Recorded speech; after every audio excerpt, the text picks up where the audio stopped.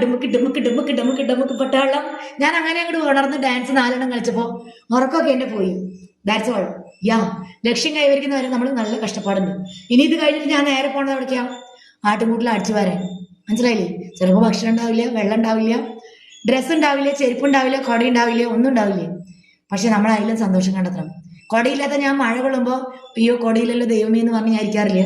അടടാ മഴടാ അട മഴടാ അഴക സിരിത്ത പുയൽ മഴടാ മാറി മാറി മഴയടിക്കും മനസ്സുക്കുള്ള കുട പിടിക്ക് കാൽകൾ രണ്ടാച്ച് കൈകൾ ഉണ്ടാച്ച് എന്നാച്ച് ഏതാച്ച് ഏതേതോ ആയാച്ച്.